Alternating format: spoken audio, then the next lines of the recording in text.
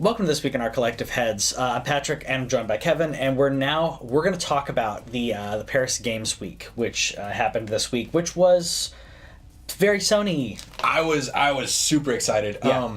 Sony is really good at they've been bringing the exclusives like Yes. Persona 5 and Horizon Zero Dawn, and like they have been bringing big, huge titles to this console, and I've been enjoying that. Yeah. But the thing that I love about Sony and why I was 100% on board for them for the PS3 generation is the indies and the experiences I haven't found anywhere else. Guacamelee is one of those, and this is my highlight of the show because Guacamelee was amazing. Yes. And Guacamelee 2 looks absolutely amazinger. I'm very happy. I did not expect this. I think you texted me saying you could have had done a million predictions and you would have predicted this. I would not have come up with this because Drinkbox hasn't done sequels in the past. I love what they do, and every time they're like Housemarque. They have some similarities kind of between the games, but they bring you something completely different because to go from Mutant Blob's Attack to Guacamelee to Severed, like they're so different. The artwork is similar. I would say that has similar color palettes and but like the gameplay mechanics and everything are so different. And so to have them come out with a sequel of Guacamelee 2 is absolutely something that I was really excited about. They say it's coming out soonish. We haven't heard anything from them in a long time. Yeah. I think this will probably be out before holiday or no? I don't know about before holiday, but definitely before Q1 2018. Yeah. So this is coming out definitely within the next 6 months. Yeah, I would agree with that. So, an additional sequel that we got is Spelunky 2. Yes. Which, speaking of unexpected sequels. Another unexpected sequel, which I really enjoyed Spelunky, and you did too. So getting in more Spelunky, I'm completely fine with. They didn't show any gameplay. It's just, hey, this is happening, and I'm very, very much on board with this. I liked the randomness. I liked the treasure aspect of the game. Yeah. And I had a blast with it, and I'm gonna have a blast with this too. Speaking of additional sequels or additional content, we also got Resident Evil 7 has an additional piece coming out. This is the Not a Hero DLC, which. So you're now going to be playing someone from the Stars teams. So it's going to be a little more shooty than the previous, which I didn't know how to feel about. But one thing that I'm really happy about in this, one, it's PlayStation VR. The entire thing can be played in PlayStation VR. Yeah. And two, one of my favorite characters from the family is actually in this. So I'm forgetting his name. It's the son in Resident Evil 7. What's his name? Lucas. So Lucas is very smart. He's crazy, but he's very smart, and he comes up with these like Saw like tests for people that are like that make you hurt yourself kind of thing, but I think that he basically survived the entire game. So having him in here is great. And I think saying Saw-like games, I think is a disservice to him because he has comedy in them. Like you have to blow up a balloon that then it's like a birthday party kind of thing. Like there's more comedy to instead of Saw. The focus because Jigsaw's main thing is he's trying to remake the world and trying to teach people through these things. Exactly. And for him, it's not about the torture; it's about the realizations that come after. And Lucas is obviously doing it Lucas is just here to have fun. Yes. Which so he would not make a good apprentice. No, he wouldn't for Jigsaw. No, he wouldn't. So that's our conclusion on that. But yeah, so we got those. We got a bunch of really cool announcements. We talked a little bit about Monster Hunter in the news segment because the Monster Hunter beta is going to be coming out in December 9th. But in addition to that, for PlayStation, because this is going to be a place to play Monster Hunter World, you are going to be able to play as Aloy, which is perfect.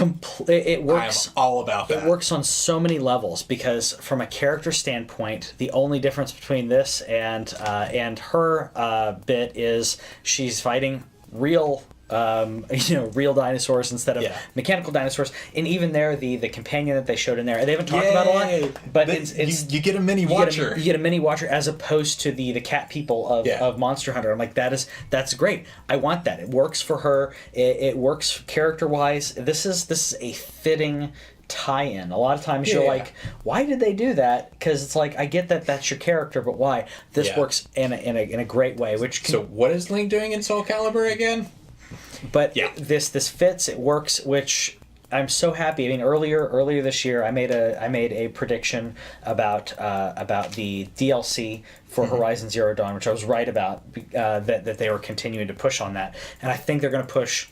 I don't know if they're going to do more DLC, but I know I guarantee, because of this intellectual property, we're going to see a Horizon Zero Dawn 2 or Horizon New Dawn prediction. And Aloy has become, with this one game, she has become a staple in the stable of Sony properties. So this is absolutely somebody that they're jumping on, and they want you to associate Sony with Aloy. And that's a great, do that because tie-in. she is awesome. Yeah, she is.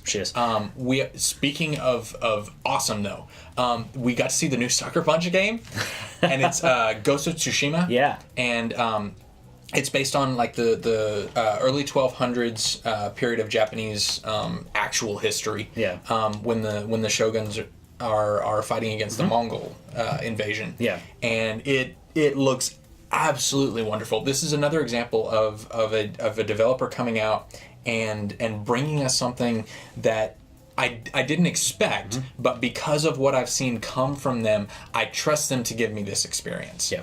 The Infamous series was basically where I found Sucker Punch, and so to see what they do with a more grounded character. And one of the things that they talked about in several of the interviews that they discussed was that they didn't want to give this character supernatural abilities because they felt that detracted from the groundedness of the character and of the story. And they said that once you introduce the supernatural, there's an element of, this is just a story. And they want you to be able to connect with these real characters. I mean, kind of like I actually didn't find that when I went into Neo, because a lot of those are historical characters that I know. Yeah. But there's also, there's a bunch of magical animals running around that only a dozen of us can see. But like finding out more about some of the historical things that Oda Nobunaga in particular did. That dude was messed up. Yeah. But I'm really looking forward to this title and just seeing what they can do with it. Yeah. I'm looking forward to Our. Available now. Don't buy it. I don't know how to pronounce this thing. Oure. So it's available now. And this is a thing that Sony's done. They've been like, buy now, and you probably shouldn't. I shouldn't, because I was considering it. So it's environmental puzzles. It looks pretty. It's gorgeous. Yeah, I was considering buying it, but one of the things I was about to say, the history for this for the developer is not very deep, and that's one thing that to me I didn't know how to feel about. So they've done some mobile puzzle games, and not a lot else. They did one other game, which I'm trying to find here. I can't even find it. It's not a game that I played. It's not anything of note, but the environmental puzzle piece was intriguing to me.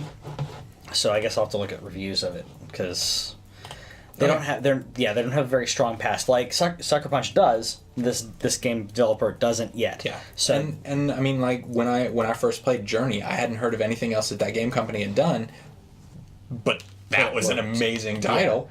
Yeah. So I guess go with caution. Yeah, definitely check out some reviews before you get that. And then the next one that we have that does look really interesting to me is Concrete Genie, and this is kind of a there's the kid, he's doing the drawing, he's making monsters and stuff. The artwork kind of reminds me of Book of Life. Yeah, I can see that. I was actually thinking of the game with the pills and everybody's wearing masks. We Happy Few? Yeah, We Happy Few. Yeah, I can see that, but with the color palette. Right, but the game is going to be very different. Yeah. And the character is going through like bullying and dealing with that in their real life. But then they've got the magical paintbrush that is not a wolf tail. It totally not. Well, and the paintbrush aspect of this reminds me of Epic Mickey. Mm-hmm. Except in this case, you're doing graffiti instead of just painting and being like, oh, I'm going to make it pretty and colorful. So the graffiti aspect of it's really cool. So adding puzzles in with this could be interesting. Yeah. And this is definitely something that I can see the girls playing. And I hope there's an element of creativity where you can kind of do your own thing with it. Mm-hmm. Because like I like artistic games that encourage you to be artistic and find that within yourself. I hope so in regards to how you solve the puzzle. My guess is that the actual art bit of it will be a little bit constrained because they want the art the way at least from what I've seen of it, the art looks very specific. So unless that maybe there's a couple different options you can do, but I hope that it's at least bolsters creativity through the puzzle. I don't think it's going to be, but if I don't think this doesn't seem like it's very mix and match. Like if you put a flower here, it would do this. Right. But if you put, which I think that I would like to see a game do something like that, where what Epic Mickey did, where you're using paint or creating objects, kind of like Trine did this. Trine did this in regards to 2D puzzling, where it's like, okay, here's the puzzle. How are you going to fix it? How are you going to do it? And you could do it with a grappling hook, or you can do it by making objects and float the objects. And I like that aspect of it. I don't think it's going to be that mix and match. Yeah, but we'll see. One of my favorite shots is like right at the end of the trailer. It shows the main character like walking out into this blank, really dark, not exciting world. But then it shows him looking at the whole world, and it shows the way he sees it as a canvas, and it just expands, and he can see the art that he might be able to make someday. I like that. And that was a really cool shot because I like the idea of being able to look at a world that has its issues. Like he's not denying the fact that it has its issues, but he's finding his own way to cope. Yeah. And find the beauty in the world. And it's a very encouraging moment. And I think if you're watching the video, this is the moment right here. This is kind of the shot. And so, he sees the world not only for what it is, but for what it could be. Yeah. And that's a really hopeful premise. I love the neon vibrance within the juxtaposition between the real world, gritty, brown, disgusting. I mean, the color palette's great in regards to the real world and everything. Yeah. But it has that like industrial Detroit brown and gray and then his neon the colors that they use for his painting are they're so vibrant and neon and pop out of it, which I think is a really cool juxtaposition between the two. That's why I thought of Book of Life, because it has that pull to it.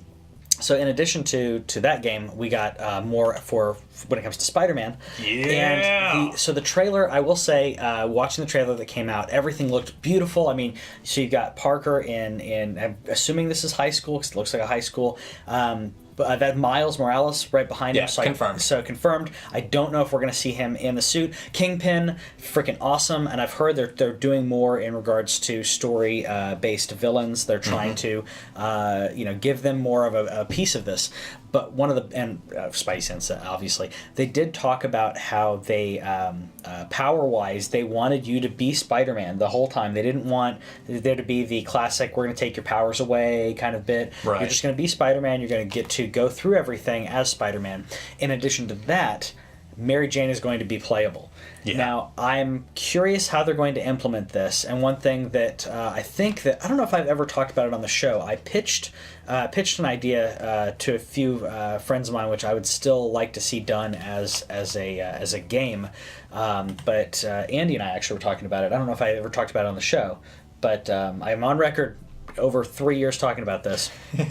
I wanted a Zelda game where most of the game you're going to play Link, but you have certain areas where you're playing Zelda who has been captured, and you're having to play her via stealth because she's her character-wise, she is not a in-your-face action character. Right. So you were playing her kind of like in Wind Waker, when you have to kind of stealth around different areas.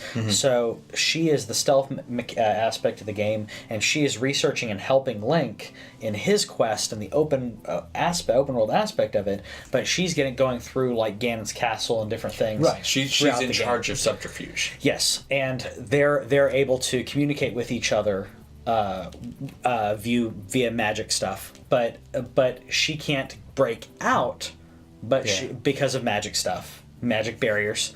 But she is able to get out of her cell and able to explore. But you have the stealth aspect, because if you get caught, you're going to be thrown back in your cell and or punished or die. So I think that would be fun. It would be really fun, and I'm curious if they're doing my idea in Spider-Man. I won't sue them if they are, because I would love that. I would love to see where Spider-Man isn't able to be in a situation. Mary Jane happens to be there, and you have to see her diffuse the situation in a different way, because she is not a superhero. She's a very intelligent woman, so she could diffuse it via dialogue. She could diffuse it via subterfuge. There's so many different ways that she could do this. Yeah. So I'm curious how much of the game we're actually going to play Mary Jane. I think it's going to be a handful of sections that are very specific to the story, which I'm okay with. Yeah. And the more I see about this game, the more excited I get, because Amazing Spider-Man 2 is the one that everybody holds up as this is how a Spider-Man game should be. And I enjoyed it, but Insomniac doing Spider-Man is just so yes. The Spider-Man 2 for PlayStation, I think it was Spider-Man 2 for PlayStation 2 was my favorite. Yeah, that's what I'm talking about. Okay, well, I thought you were talking about the movie tie-in, Amazing Spider-Man. No. There's Spider-Man titles are weird. Yeah. So I would say that was my favorite, but Shattered Dimensions, I think beats it. I haven't played that one. I think beats it, but it's not open world. And that was the big downfall to it. But playing Shattered Dimensions and playing as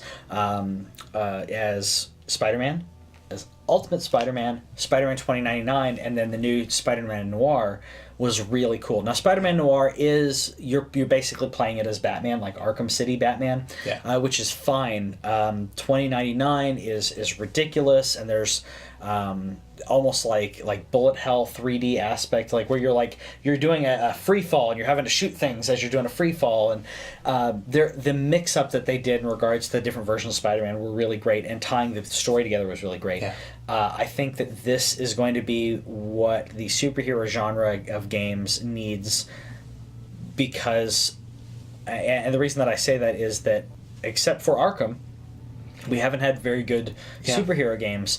I think this is the start of it, and hopefully that Superman game that I told you that I predicted is going to come out too.